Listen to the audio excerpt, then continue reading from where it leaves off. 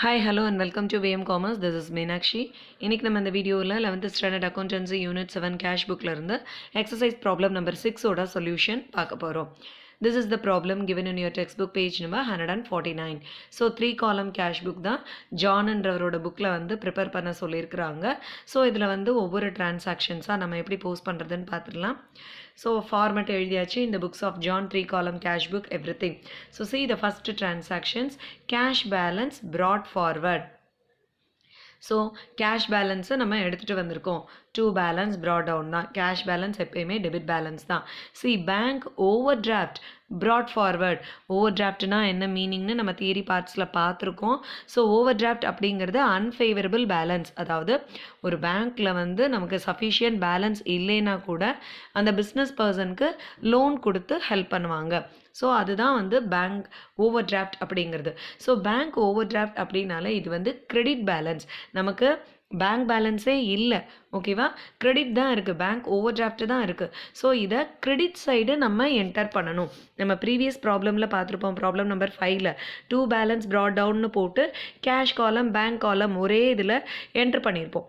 ஆனால் இந்த ப்ராப்ளமில் cash in hand இருக்குது. ஸோ கேஷ் அட் பேங்க் இல்லை, பேங்க்கில் நமக்கு ஓவர் டிராஃப்ட்டு தான் இருக்குது. ஸோ ஓவர் டிராஃப்டை நம்ம கிரெடிட் சைடு நம்ம காமிக்கணும். C to balance brought down 12,600. இந்த கேஷ் பேலன்ஸை டெபிட் சைடு எழுதிட்டோம். இந்த பேங்க் ஓவர் டிராஃப்ட் பேலன்ஸை credit side by balance brought down 36,000. So பேங்க்கோட ஓப்பனிங் பேலன்ஸ் கிரெடிட் சைட், கேஷோட ஓப்பனிங் பேலன்ஸ் டெபிட் சைட். இதை என்ட்ரு பண்ணியாச்சு. டேட் வந்து ஆட்டோமேட்டிக்காக நம்ம போட்டு போகிறோம் 2017 December 1 on both sides. Next one, அதே ஃபஸ்ட் டேட் அன்னைக்கு அட்வான்ஸ் பெய்டு டு பெட்டி கேஷியர் பை செக். இப்போ நம்ம நெக்ஸ்ட்டு வந்து நம்ம பார்க்க போகிறது பெட்டி கேஷ் புக் பற்றி தான். ஸோ அப்போ உங்களுக்கு இந்த பெட்டி கேஷ்னா என்ன, பெட்டி கேஷியர்னா, பெட்டி அப்படின்னாலே என்னது, ஸ்மால் பேமெண்ட்ஸ், சின்ன சின்ன எக்ஸ்பென்சஸ் பே பண்ணுறதுக்காக நம்ம ஸ்பெண்ட் பண்ணுறது தான். ஸோ அந்த புக்கை மெயின்டைன் பண்ணுறது தான் பெட்டி கேஷியர். ஸோ பை செக்காக வந்து நமக்கு அவருக்கு அட்வான்ஸ் அமௌண்ட்டு பே பண்ணியிருக்கோம், ஓகேவா? ஸோ செக்குன்ற வேர்டு வந்துட்டாலே ஆட்டோமேட்டிக்காக it is a bank transactions. Okay, so C by petty cash 3,000. Okay, petty கேஷியருக்கு நம்ம அட்வான்ஸ் பே பண்ணது. ஸோ 3,000 பேங்க் காலமில் என்ட்ரு பண்ணிட்டோம். Then goods sold for cash, கேஷ்க்கு நம்ம சேல்ஸ் பண்ணியிருக்கோம். Of course to sales 12,000. See date number 5, 2 sales, cash column la 12,000 cash sales. Then dividend on shares collected by the banker. So bank la direct dividend collect பண்ணிட்டாங்க. Collect பண்ணுறதுனா என்னது, receive பண்ணுறாங்க. அப்போ receipt side two dividend அப்படின்னு bank காலமில் enter பண்ணணும். Okay, because bank is the receiver. Bank தான் இந்த 1,000 rupees receive பண்ணுறாங்க, ஓகேவா? ஓகே, இப்போ இந்த எல்லா செட் ஆஃப் டிரான்சாக்ஷன்ஸும் முடிச்சாச்சு. இப்போ next set of transactions. C date number 13. Date number 13 என்னது, cash paid in to bank. So cash paid in to bank அப்படிங்கிறது contra entry, bank to cash, ஓகேவா? ஸோ பிஸ்னஸில் இருக்கிற கேஷ் எடுத்து பேங்க்கில் நம்ம போடுறோம். ஓகே, ஸோ பேமெண்ட்ஸ் வந்து கேஷ் தான் வந்து பே பண்ணுறோம். So by bank account cash காலமில் 10,000 rupees, C in LF column. அதே மாதிரி இந்த சைடு அதே same date 13th date to cash account bank காலமில் 10,000 rupees, C in LF. Okay, then interest charged by the bank for bank overdraft. இந்த bank ஓவர் டிராஃப்ட்டுக்காக, bank overdraft அப்படிங்கிறது என்னது, இது வந்து ஒன் சார்ட் ஆஃப் லோன் தான் கொடுத்து ஹெல்ப் பண்ணுறாங்க பிஸ்னஸ்க்கு. அதுக்கு பிஸ்னஸ் என்ன பண்ண போகிறாங்க, இன்ட்ரெஸ்ட்டு பே பண்ண போகிறாங்க, வட்டி கட்ட போகிறாங்க. ஸோ பேங்க் வந்து இன்ட்ரெஸ்ட்டு சார்ஜ் பண்ணுறாங்க. ஸோ சி இது வந்து பேமெண்ட் சைடு, பேங்க்கு சார்ஜ் இன் பேங்க் காலம், ஓகேவா? ஸோ பேங்க் காலமில் தான் நம்ம இதை என்டர் பண்ணுறோம். Charge by the bank for bank overdraft. So நம்மளோட பிஸ்னஸ் பேங்க் அக்கௌண்ட்டில் இருந்தே அவங்க வந்து அந்த இன்ட்ரெஸ்ட்டை சார்ஜ் பண்ணுறாங்க. ஸோ பேங்க்கு சார்ஜ் 1,500 பேங்க் காலமில் நம்ம என்டர் பண்ணணும் 14th டே அன்னைக்கு. Okay, then cheque issued to Siddique. Cheque வந்து இஷ்யூ பண்ணுறோம் 8,000 rupeesக்கு. Then discount received from him, அவங்ககிட்ட இருந்து நம்ம எவ்வளோ டிஸ்கவுண்ட் வாங்கியிருக்கோம், 200 rupees. ஸோ செக் இஷ்யூடுனா நம்ம பே பண்ண மாதிரி சித்திக்கு பே பண்ணியிருக்கோம். by Siddiq 200 in discount received bank column because check is issued. நம்ம கேஷ் வந்து பே பண்ணலை, செக் இஷ்யூ பண்ணியிருக்கோம். அப்போ பேங்க் தான் நமக்கு பதிலாக பேங்க் அக்கௌண்ட்டு தான் பே பண்ண போகிறாங்க, பேங்க் அக்கௌண்ட்லேருந்து கொடுக்க போகிறாங்க. ஸோ பேங்க் காலமில் 8000 நம்ம என்டர் பண்ணணும். ஓகே, இந்த செட் ஆஃப் டிரான்சாக்ஷன்ஸ் முடிஞ்சிருச்சு. இப்போ next date number 24, insurance claim received by cheque and deposited in to the bank. அதாவது செக்கு நம்ம ரிசீவ் பண்ணி இமீடியட்டாக பேங்க்கில் டெபாசிட் பண்ணிட்டோம். ஸோ இன்சூரன்ஸ் கிளைம்க்கு செக்கு ரிசீவ் பண்ணியிருக்கோம், அதை இமீடியட்டாக டெபாசிட் பண்ணிட்டோம். ஓகேவா? So bank is going to receive the money. நமக்கு 17,000 வந்திருக்கு, அது பேங்க் தான் ரிசீவ் பண்ணுறாங்க. So C2 insurance claim. So insurance அப்படிங்கிறத ஷார்ட்டாக எழுதியிருக்கேன், ஸ்பேஸ் வந்து நமக்கு அவ்வளோ இல்லாததுனால particulars காலமில். So 17,000 in bank column. So bank காலமில் 17,000 நம்ம பே பண்ணணும். இந்த செக்கு ரிசீவ் பண்ணி இமீடியட்டாக நம்ம டெபாசிட் பண்ணிட்டோம் அப்படின்னா பேங்க்கில் தான் அவங்க ரிசீவ் பண்ண போகிறாங்க. 17,000 பேங்க்கில் என்டர் பண்ணிட்டோம். Then cash received from Bhaskar. ரிசீவ்டுன்னு கொடுத்துட்டா அப்போ ரிசிப்ட் சைடு 2 பாஸ்கர்னு என்டர் பண்ண போகிறோம். Discount allowed to him 150 rupees discount allow பண்ணிட்டோம். So 2 Bhaskar account, 15,000 in cash, 150 in discount allowed. Then deposited into bank all cash excess of 18,600. Okay, this is very important transactions. You have to understand the meaning. இப்போ 28th date வரைக்கும் நம்ம enter பண்ணிட்டோம். இப்போ இந்த சென்டென்ஸோட meaning என்ன, டிரான்சாக்ஷன்ஸோட meaning என்ன? Deposited into the bank. இந்த half portion ஞாபகம் வச்சுக்கோங்க. பேங்க்கில் நம்ம டெபாசிட் பண்ணுறோம். ஓகேவா? ஸோ எவ்வளோ டெபாசிட் பண்ணுறோம் அப்படிங்கிற அமௌண்ட்டை மென்ஷன் பண்ணிட்டாங்க, 18,600. Okay, all cash excess of 18,600. So 18,600 நம்ம தவிர 18,600 வந்து பேலன்ஸ் அமௌண்ட்டுன்னு அர்த்தம். இதை நம்ம கையில் வச்சுட்டு மிச்சம் இருக்கிற எல்லா கேஷையும் நம்ம பேங்க்கில் டெபாசிட் பண்ணுறோம். அதுதான் மீனிங். கிளியராக இன்னொரு தடவை சொல்கிறேன், பேங்க்கில் அமௌண்ட்டு டெபாசிட் பண்ணுறோம். சரியா? எவ்வளோ அமௌண்ட்டுன்னு சொல்லலை அவங்க, 18,600 excess of 18,600.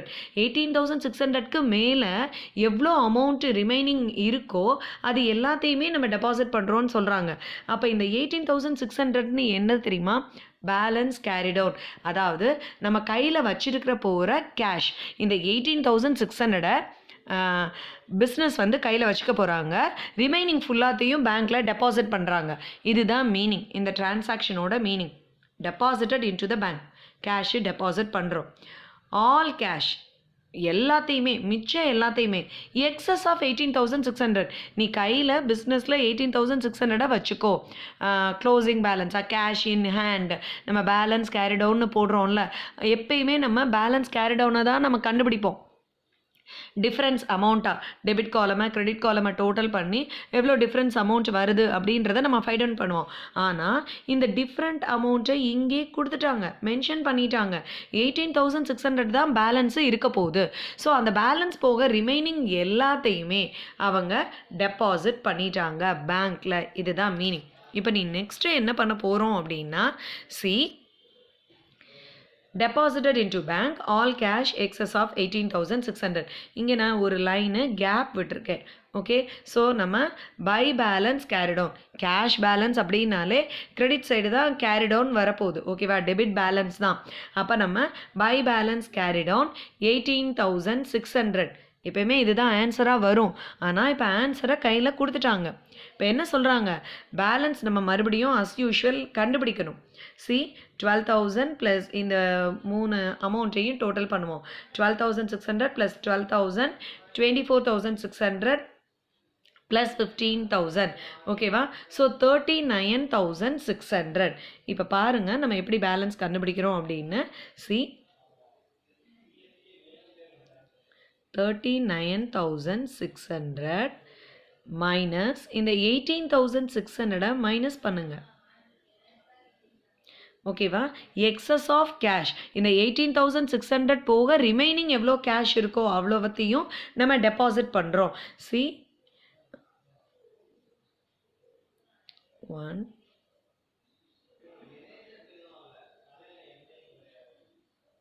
0.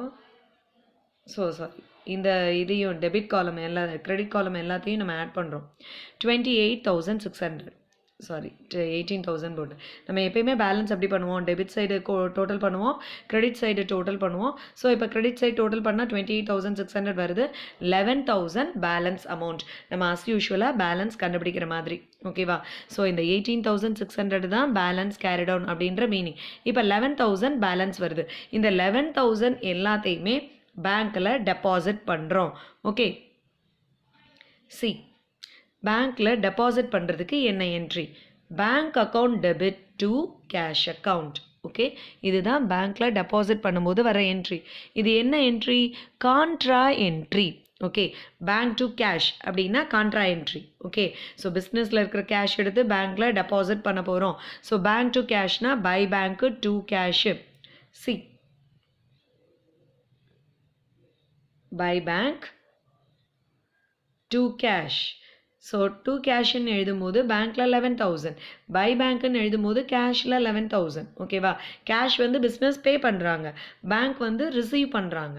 Okay, so LF காலமில் சின்னு நம்ம என்டர் பண்ண போகிறோம். ஸோ அந்த கேப்பு விட்டுட்டு இந்த பேலன்ஸ் கேரடோனை எழுதிட்டு டெபிட் அண்ட் கிரெடிட் காலமோட டிஃப்ரென்ஸ் அமௌண்ட்டு கண்டுபிடிச்சிங்கன்னா அந்த அமௌண்ட்டை பேங்க்கில் டெபாசிட் பண்ணுறாங்கன்ற மீனிங் தான் அந்த டிரான்சாக்ஷனோட மீனிங்.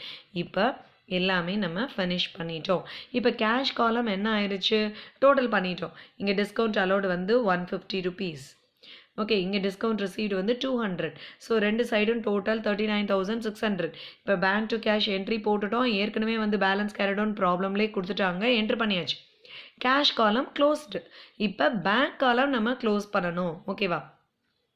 ஸோ பேங்க் காலம் க்ளோஸ் பண்ணும்போது இதே மாதிரி தான் டெபிட் சைடும் கிரெடிட் சைடும் நம்ம டோட்டல் பண்ணி பார்க்கணும். ஓகே, டோட்டல் பண்ணி பார்த்துட்டு எந்த சைடு டிஃப்ரென்ஸ் அமௌண்ட் வருதுன்னு பார்க்க போகிறோம். சி பேங்க் காலம்க்கு கிரெடிட் சைடு டோட்டல் அதிகமாக வந்திருக்கு 48,500ன்னு, டெபிட் சைடு டோட்டல் கம்மியாக இருக்குது. ஸோ பேங்க்குக்கு to balance carry down 9,500. So triple column cash புக்கில் ரெண்டு சைடும் பேலன்ஸ் கேரி டவுனு வரும். அதுக்கு இந்த ப்ராப்ளம் தான் எக்ஸாம்பிள். சி கேஷ் காலம்க்கு by balance carry down 18,600 credit side வந்திருக்கு. பேங்க்குக்கு டிஃப்ரென்ஸ் அமௌண்ட் எந்த சைடு வந்திருக்கு, டெபிட் சைடு வந்திருக்கு. To balance carry down 9,500. அப்போ கேரி டவுனுக்கு ஆப்போசிட் சைடு தான் நம்ம ப்ராட் டவுன் எழுதணும். ஓகே, ஸோ இப்போ பார்த்தீங்கன்னா C credit side cash column, அப்போ டெபிட் சைடு கேஷ் காலம்க்கு ப்ராட் டவுன். ஓகேவா? இது வந்து December 1ன்னு கொடுத்துருக்காங்க. December 31st நம்ம க்ளோஸ் பண்ணுறோம். அப்போ இங்கே எழுதும்போது இந்த இயரையும் நம்ம மென்ஷன் பண்ணணும். 2018 January 1. To balance brought down. Cash காலம்க்கு நேர 18,600. பேங்க் காலமில் பேலன்ஸு இல்லை. ஓகேவா? இப்போ பேங்க் காலம் வரும்போது பேங்க்குக்கு டெபிட் சைடு கேரி டவுன் இருக்குது. அப்போ credit side 2018 January 1 by balance brought down 9,500. ஓகேவா? ஸோ பேங்க்கும் கேஷும் கேரி டவுன் பண்ணி ப்ராட் டவுன் பண்ணியாச்சு. இதுதான் overall solution for the problem number 6. Okay, so triple column cash புக்கில் நீங்கள் கவனிக்க வேண்டியது இந்த ப்ராப்ளமை பொறுத்த வரைக்கும் திருப்பியும் சொல்கிறேன், இந்த டிரான்சாக்ஷன்ஸ் தான் ரொம்ப இம்பார்ட்டண்ட். இந்த by balance carry down 18,600, excess of 18,600ன்னு கொடுத்துருக்குறாங்க டெபாசிட்டட் இன்டூ பேங்க். அப்போ 18,600 கையில் வச்சுட்டு மிச்ச அமௌண்ட் எல்லாத்தையுமே அவங்க டெபாசிட் பண்ணுறாங்கன்னு சொல்கிறாங்க. அதனால் டெபிட் சைடு நம்ம டோட்டல் பண்ணிவிட்டு கிரெடிட் சைடு இருக்கிற டோட்டலை நம்ம மைனஸ் பண்ணி ஆஸ் யூஷுவல் பேலன்ஸ் அமௌண்ட் கண்டுபிடிக்கிறோம். அந்த அமௌண்ட்டை தான் அவங்க பேங்க்கில் டெபாசிட் பண்ணுறாங்கன்னு சொல்கிறாங்க. ஓகேவா? ஸோ 39,600லேருந்து இந்த 28,600 நம்ம மைனஸ் பண்ணுறோம். ஓகே, கைன் நான் இந்த டிரான்சாக்ஷன் எக்ஸ்பிளைன் பண்ணுறதுக்கு இது ரொம்ப ரொம்ப இம்பார்ட்டண்ட்டான டிரான்சாக்ஷன். 28,600 மைனஸ் பண்ணால் 11,000 நமக்கு வருது. இந்த 11,000 தான் நம்ம பேங்க்கில் டெபாசிட் பண்ணுறோம். அதுக்கான என்ட்ரி தான் நம்ம எழுதுகிறோம். அதனால தான் இங்கே நான் ஸ்பேஸ் விட்டு வச்சுருக்கேன் 18th டேட்டுக்கு அப்புறம். C so by bank to கேஷ்ன்னு என்ட்ரு பண்ணி கான்ட்ரா என்ட்ரி எழுதியிருக்கோம் இந்த 18,600க்கு மேலே. அதுக்கப்புறம் கேஷ் காலமை நம்ம க்ளோஸ் பண்ணியாச்சு. Then bank column as usual கண்டுபிடிச்சாச்சு. தேங்க்யூ.